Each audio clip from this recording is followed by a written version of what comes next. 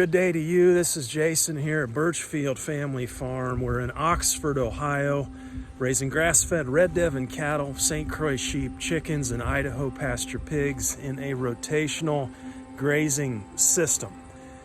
I have a good word for you today. This comes from John 10. These are Jesus' words. I am the good shepherd. The good shepherd lays down his life for the sheep. The hired hand is not the shepherd who owns the sheep, so when he sees the wolf coming, he abandons the sheep and runs away. Then the wolf attacks the flock and scatters it. The man runs away because he is a hired hand and cares nothing for the sheep. I am the good shepherd. I know my sheep, and my sheep know me. You know, I've oftentimes wondered here, why the word scatter? Isn't the worst that could happen to the sheep is the wolf comes and kills? That word scatter in the Greek is skorpizo. It means to put to flight, to dissipate, disperse abroad. And I don't think we can really answer that question until we understand how sheep are, you know, how they work. And they're a flock animal. They like to be together. You know, when they're scattered, they're not able to do what they were put here to do, which is to be together and to reproduce and to multiply. And so the wolf has a much greater impact actually in scattering the entire flock versus just killing one or two sheep. But the problem here we see is very easily resolved. Very simple solution here. It is the presence of the good shepherd. And the good shepherd does not run. The good shepherd stays and has a presence that drives and keeps that wolf away and allows those sheep to function and to multiply. You think about the reward of a good shepherd. What is the reward of good shepherding? It is a healthy sheep that multiplies. Okay, I want to talk today about grazing sheep at a higher stock density. We're going to head back and do a sheep move here. And we've got our Johnson Sioux here underway. Maybe talk a little bit about that later. We've got to head out here, do a cattle move. Maybe I'll take you over and show you the IPPs, the Idaho pasture pigs. We haven't spent a whole lot of time on them, but we'll visit them here. Let's head out here and do a cattle move. Okay, we got cattle out here on paddock 2. Not quite a day here that we've spent on paddock 2. I have Sam up in the sky there getting some overhead shots for us. We need to do a move here, 10 head of cattle. Of course, we got Petey into the processor. He was number 11. Have not got him back yet, and that'll be, gosh, I think that's gonna be a month on Sunday that he's been gone. So they've had him quite a while, but that's all right. I'd rather it be done right. Looking down the line here, we'll look over this. Been about 40 days of rest, and we got some decent stuff here in spots. Problem is we went through D1 drought in those 40 days. Probably 60-75% of the time we were in drought, but it has recovered. Look at that. Look at that pat. That's a beauty. So yeah, they're doing all right. Come on, cows. Come on. Okay, there's a little bull calf born this year. Big pat.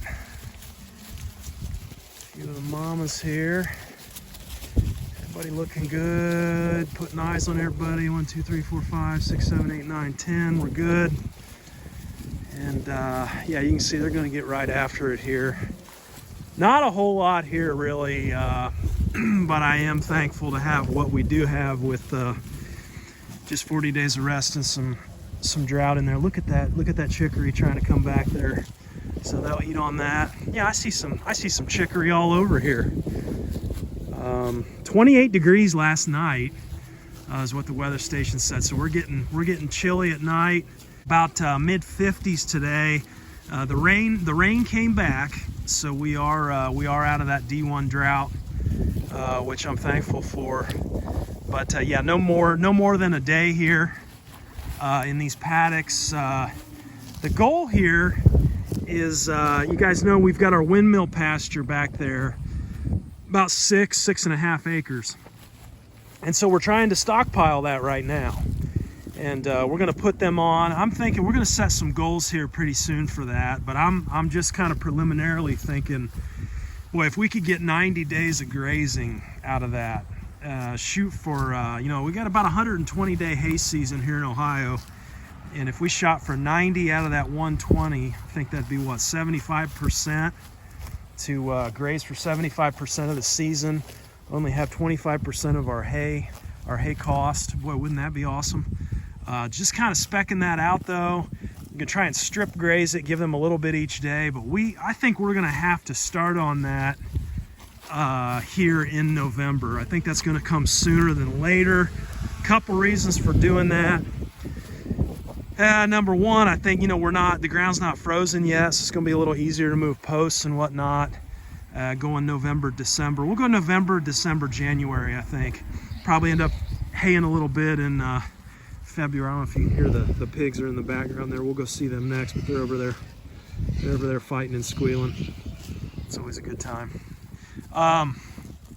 So yeah, 90 days.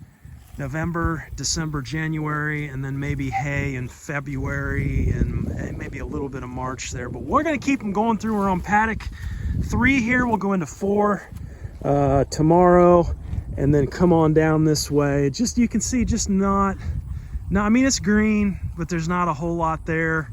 I get some pushback this time of the year, people saying, we shouldn't be taking pasture down low, going into the winter and whatnot, and that's just couldn't be further from the truth from what we've found. It doesn't matter what we do to this time of the year, generally speaking. I mean, come spring, I think grass is like jet fuel. Whether you grazed it or not in the fall, it's going to take off. So I don't really get too concerned with that. But maybe a little hay as we go through here. Shouldn't be much though. We'll keep up daily moves on these guys, and we'll let you know that B field too when that comes back in from Petey. All right, quick shot of the IPPs here for you. These guys have been kind of a mixed bag, really. This one here has done really well. She's got some pretty good size on her. What? But we do have kind of a smaller one there, a runt. We've learned a lot raising these. This is our first year doing pigs, and I'll tell you, I was very apprehensive about leaving them on pasture, leaving them out, just because of some of the horror stories I'd heard. I think these guys are probably, I think I could say they're probably the easiest animals on the farm to contain. That's been our experience. Very, very easy to contain. You can see it's just a single hot wire that we move around. We've done kind of maybe a half to a quarter of a spoke wheel system, so we leave everything hooked up to where they can get back in there, and we can tuck them into this coop if we need to, like if it gets real cold at night, or something happens. I was just very apprehensive about running pigs outside, just because of some of the horror stories I heard about them getting out and not really being able to herd them and that kind of a thing, and that just has not been the case. So very, very easy to contain with this this single hot wire and just kind of moving that around. We have had some rooting, and they say that can kind of be due to mineral deficiencies. I don't know. We have mineral in the feed. They've got everything that they need that I know of. I just think, pigs are going to be pigs. You can see that there. But, other than that, they've been good. Having trouble getting an appointment in at the processor. So we may just end up doing these here homestead style processing. We'll see. We'll see on that. We'll circle back. So I think at this point, though, they are a mixed breed. The Idaho Pasture Pig, and they're a three-way mix. Berkshire, Cooney, and Duroc, I think, are the 3 breeds. And I find that this is the case with sheep as well. When you like the Katahdin breeds, you get into the mixed breeds, and then it's pretty tough to maintain, or even as a consumer, as a buyer, to know what exactly you're getting when you buy mixed breeds. And I think I probably will trend towards a different breed. We will do pigs again, but I don't know that they'll be the IPPs. just not really a fan of and I'm sure there are some mistakes that we've made. Feeder wise, we should have had more feeders in the beginning. I think that was a mistake that we made. So we made, some smaller, some are bigger and some are smaller. We should have had enough feeders for everybody. So, live and learn, kind of a mixed bag, but we will certainly keep you posted on the pig harvest. All right, so before we go back and look at ewes here and move them and talk about higher stock density, I just want to talk about this little section here. You guys know, if you've been following, this past summer we kind of mobbed sheep up on this little section here by the barn, and it wasn't super intentional, but we were at what I figured was about 40,000 pounds live weight animal per acre, and just had a really, really phenomenal impact here from what I can see. I mean, you look over here at this pasture, and the growth rate between the two sections here is, I don't know if it shows up on camera or not, but I mean, looking at this, look at the growth in here with this grass where we mobbed this. Well, I say mobbed, mobbing 40,000 pounds live weight per acre is probably not mobbing, but I'll see, Sam's up in the sky there. I'll see if he can kind of get some overhead shots too, to just kind of show just how well this came back here after we grazed this. And so the point is, it's got me curious, it's got me intrigued, and that's how everything pretty much starts here on the farm, right? You can hear people talk about this stuff till they're blue in the face, and it's like, oh yeah, that's great, blah blah blah, but then you actually see it and you see the benefits, and it's like, okay, I think there is something to this. So it's got me intrigued. So sheep are way back there. I don't know if you can see them back there in the pond pasture. We're gonna head back there, and we're gonna do a little mob grazing today. Let's get them bunched up, and let's talk a little more about this. All right, so as we walk back here, we'll kind of walk and talk. Yeah, you can see that spot there where they are now. They've got that eaten down pretty good. I think been there 3-4 days, giving them some pretty good shade back here as well to kind of tuck under the trees and whatnot. But see all this, we call this our pond pasture. There's a pond right over the hill there, and all of this here, all down through here, this is all ironweed, and this pasture was just hammered for years and years and years. It was overgrazed. Cattle were put on this in April, May, and then they're picked up in November, right? And that's the way it went for a number of years. And so this pond pasture here is just not all that great. And that's, you can tell that with the presence of this ironweed. And, so it's everywhere. We got a little bit longer growth here. We've been on this once or twice already with the sheep this season. We had cattle over here when they were off of the paddocks while the paddocks were resting, but haven't had anything over to the right there in a while. And I thought, with this growth here, I want to take this poor pasture ground here, I want to mob up some sheep, and let's see what kind of impact we can have here with this mobbing. Now, of course, today we're not going to be able to see. We'll be able to see the impact, but obviously we're not going to see the long-term benefits just today. But we're going to have some trampling, manure, urine concentration, that hoof action. We talked about the hooves being. I think sheep are just much better suited in a regenerative grazing system than cattle, even, just because you've got a lighter animal, not as much compaction, but you've got more moving hooves, which just really makes it makes them just an ideal animal for pasture regeneration. So kind of up here with them now, and let's set something up down in this area, and we'll get them moved. Okay, so we've got a little section there just beyond the sheep on the other side there, where we're going to try and run them into. We'll go over some numbers here shortly. Come on, sheeps. Sam up in the sky will get this, and then I got Sarah and Sawyer here helping. Come back this way, Ev, so they don't take off that way. Try and put them in there. Yeah, see if you can run them in. Hey, Sawyer, come over here with us, please. It's gonna be a little tricky to get them. Sarah. Yeah, we're losing them. Yeah, no. Yeah, we lost them. Wow. Okay. Well, never mind. Okay. We're getting our exercise today.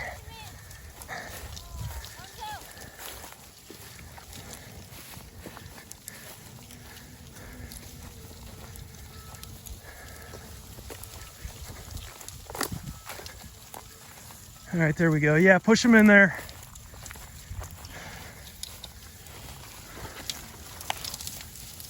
Push them in.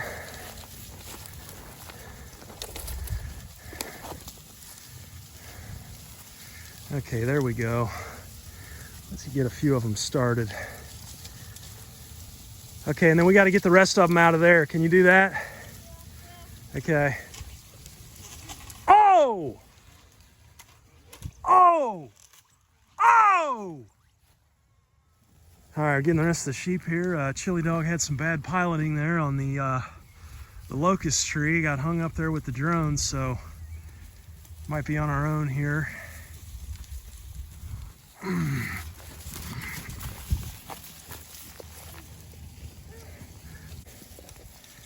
Okay, there we go.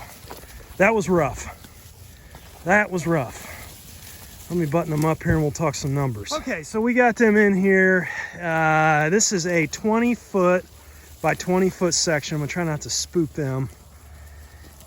Pretty tight. We'll have Sam get some shots from up head, but basically 40 ewes in here on a 400 square foot section. According to my math, this puts us at about 435,000 pounds live weight animal per acre. There would be 108.9 of these sections at 20 by 20 feet, 400 square feet. An acre is 43,560 square feet. So 108.9 of these in an acre. So let's talk.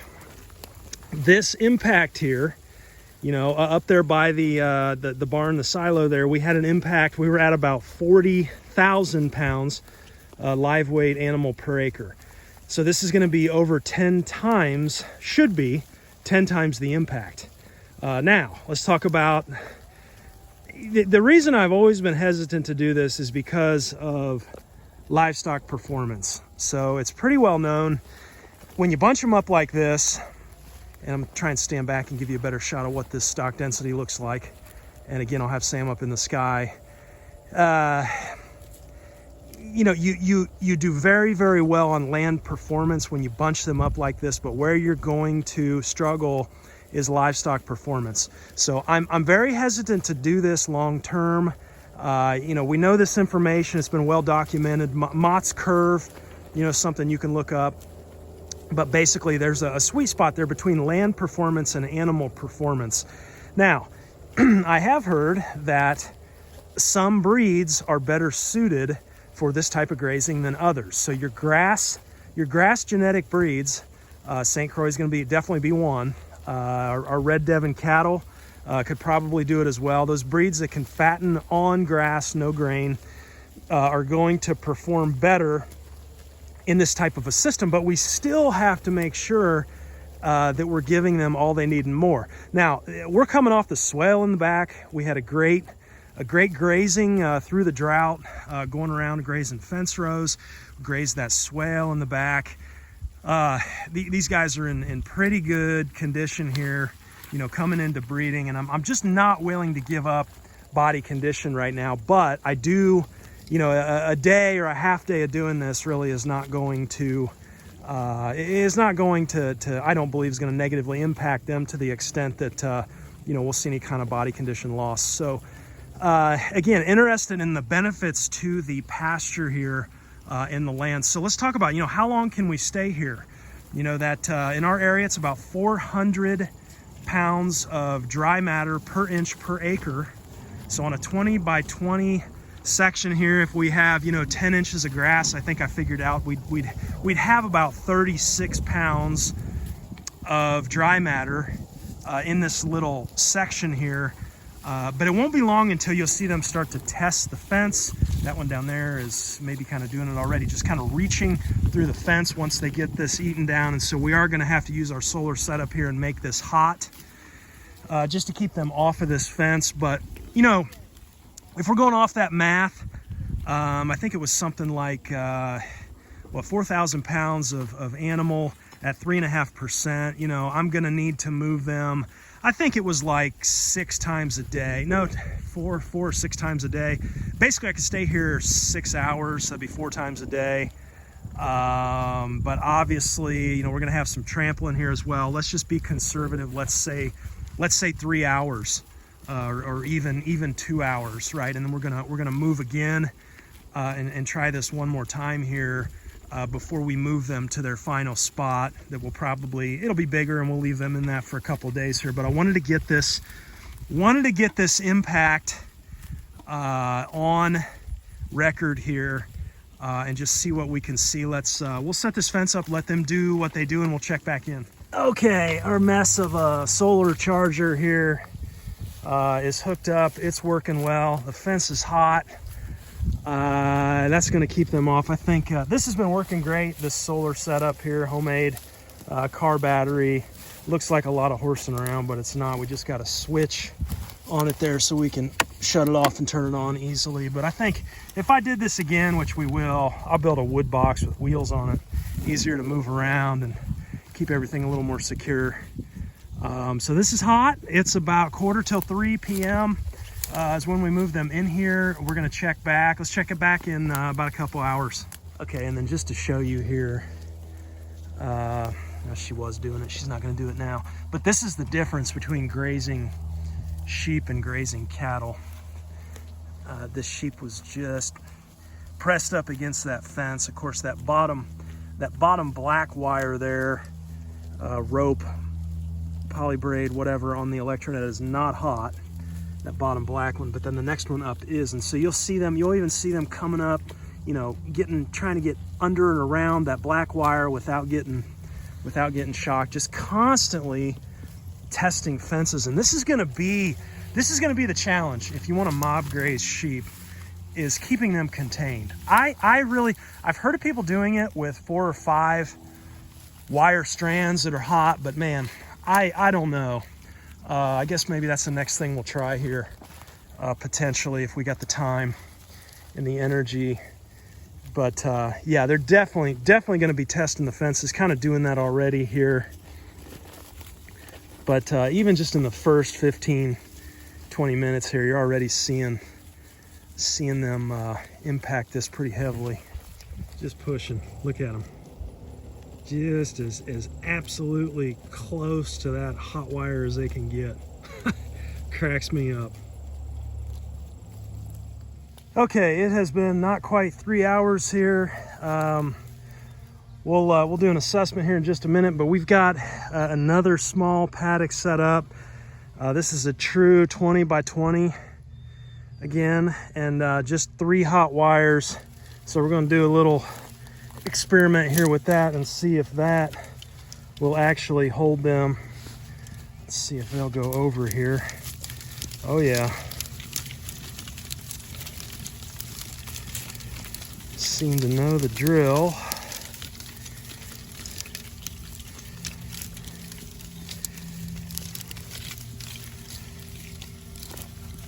No, good grief, are you serious? Always got to be one, always one. Okay, there we go. Let's button them up.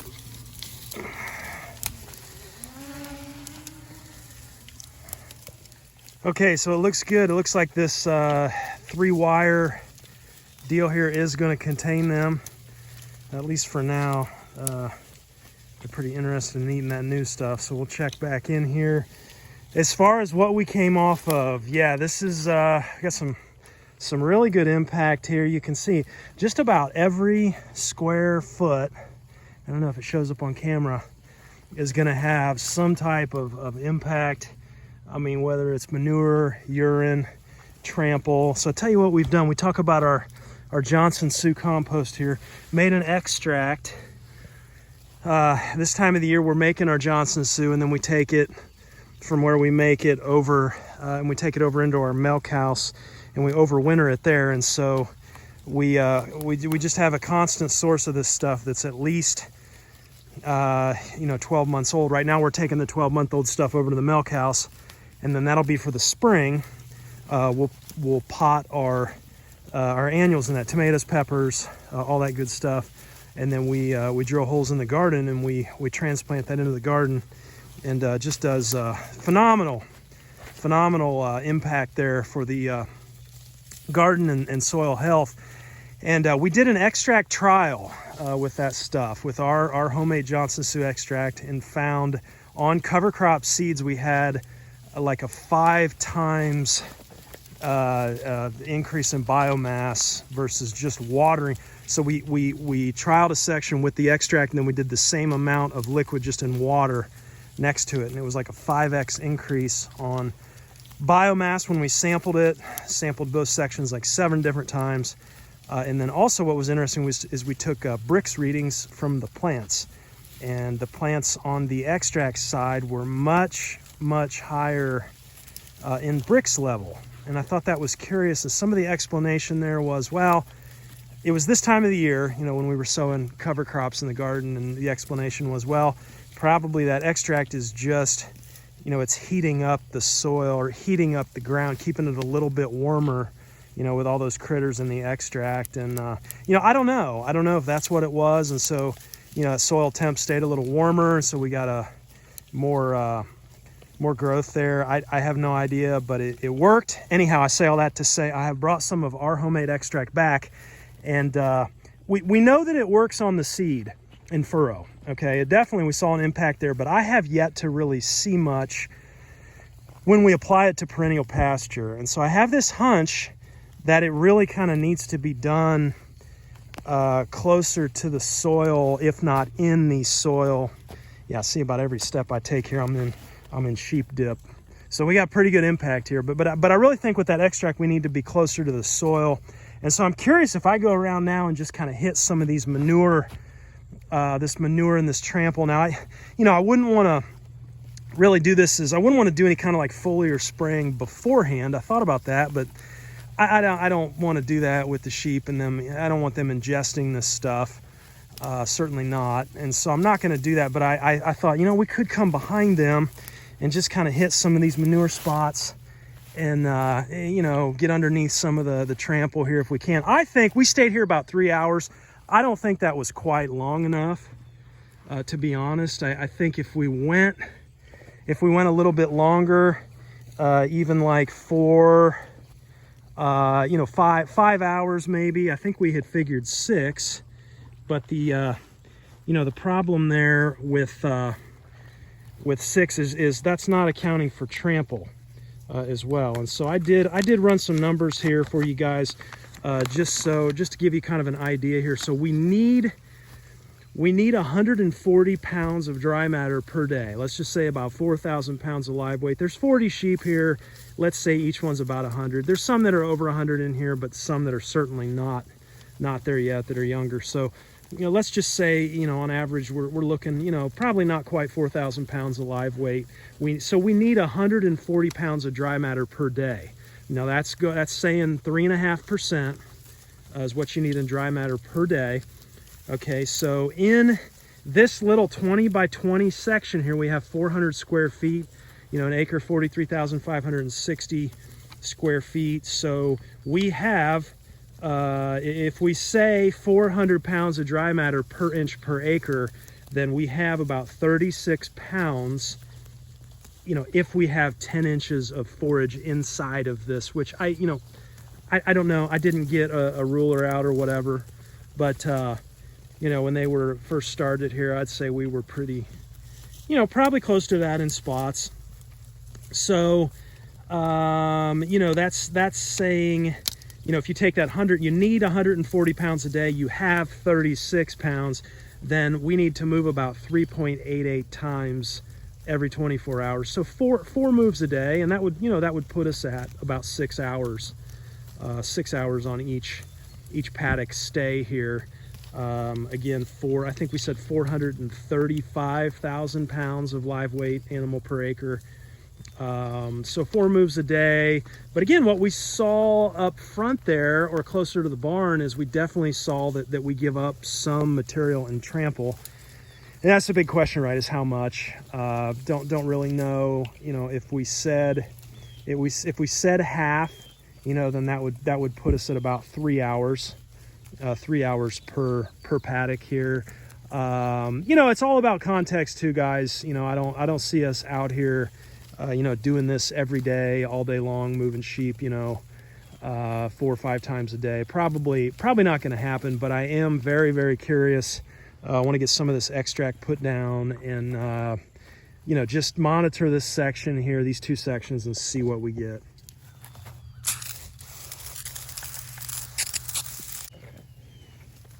Again, the key here, what we're trying to do, what's the purpose of this, the mob grazing, the extract spray here afterwards, what in the world are we doing? Well, we're trying to jumpstart this ground, this soil with biology, versus just hitting it with chemical. Could we come back here this time of year and just douse it, with nitrogen? I mean, we could, right? We could.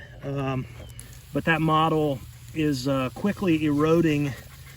We see it quickly eroding in our row crop systems across the country, with input costs rising, and the deleterious effects, the disastrous effects on soil health.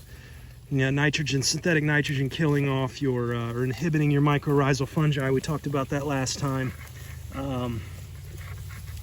We can achieve results, maybe slower, but we can still have results with biology. And we've seen that. We've seen that with that seed trial. Again, I want to kind of crack the code on perennial pasture here, and I think it's never a silver bullet. In other words, it's never just one thing, right? We're going to do this one thing and it's going to be just great. It's usually multiple things that are being done, especially with living organisms, with biology. Multiple pronged approach is kind of when you're going more in sync with the ground and with nature. It's going to be multi-pronged to really make much of a difference, and it's much slower compared to the chemicals, but the trade-off is better results and more lasting results for the long run. Okay, so we'll leave them in here, probably be right at dusk, and then we got one final move for the day. We've got a bigger area all the way down in between the trees there. Look at that sunset. Woo, it'll be a pretty one tonight. Anyway, we'll be back out to do one more move, probably right at dusk, and kind of assess this last graze. And there goes one. Okay, so there you have it. I pushed her over into a section where we're headed next. No way to get her back in here without the others getting out. So no go on the 3-wire system. I mean, she walked right through that thing. Wow. Anyhow, it is what it is. That's what happened. So that kind of makes me think. I was just thinking out loud here, there's really, I mean, it wouldn't have mattered if I had 5 strands. I probably had 10 strands in here. She's still gonna walk right through it. Well, maybe not on 10, but so yeah, so here's the context. Here's what we've learned. So on sheep, high density grazing with sheep, having a net that's hot, that's really the only way we've been able to keep them in. We could try this again with 5, maybe 6 strands. Don't have the energy to do that tonight, but we'll circle back on that at some point in time. But three wires was a failure here. I'm kind of surprised nobody has followed her out, so we'll kind of monitor this. I'd say here, they get this eaten down a little more. I mean, this was within a half an hour she's popping out, and they've still got stuff in there. So I would say as we get a little more pressure, they are going to be getting out, I bet. But anyway, the moral there is netting. We've tried higher density grazing with cattle and sheep with the netting, and our bull, there's just no way. Our bull just, he wasn't having it. He just stepped right through the netting, ripped it up, really didn't care. Just, I'm not doing this. Now, interesting thing is if you have a single hot on cattle, you know, you can contain them with a single hot. So I think it's just having that at the right height, and you know, kind of having animals that are used to it as well. So we'll see how this goes here. The kiddos are gone, so it's just me here. This could get interesting. Yeah, they're looking. Look at them down here. What's she doing out? She's not supposed to be out. If she can do it, we can do it. Oh, they just can't stand it. Look at them.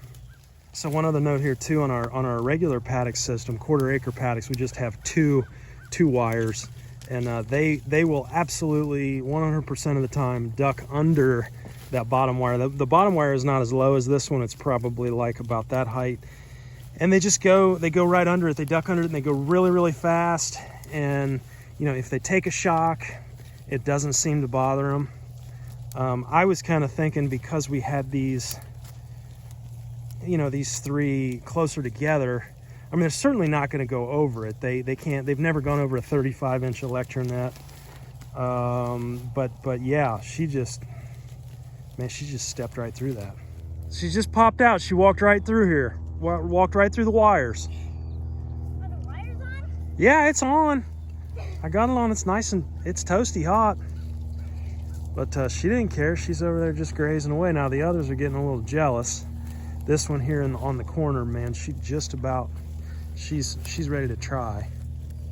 Yeah, see, look at her. She's looking at, oh yeah, she's getting a good bite there, but she's checking out those wires. Okay, we decided to go ahead and move them. Just going to get them in their final place here for the night, just with that one getting out. Come this way a little bit, Sawyer. Yeah, run them up that way. If we go back up and then come back down, I know we're gonna have sheep out everywhere. We do have this whole pond pasture is woven wire fence, so we'd be all right. But man, that one driving me crazy. I'll get this one.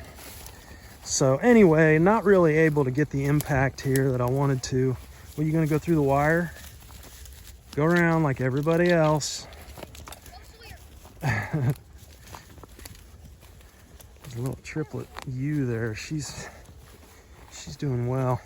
All right, we'll get this buttoned up, and oh man, gorgeous night out here. So we got a bigger area for them here. They'll be here probably 2 or 3 days over here, button it up, let them be here for the weekend and pick it up next week. Thanks guys for hanging out with me today. Keep an eye on this spot over here. See if we can notice any difference, anything interesting happening with all that biology. Take care. We'll talk to you next time. Be blessed. Be at peace.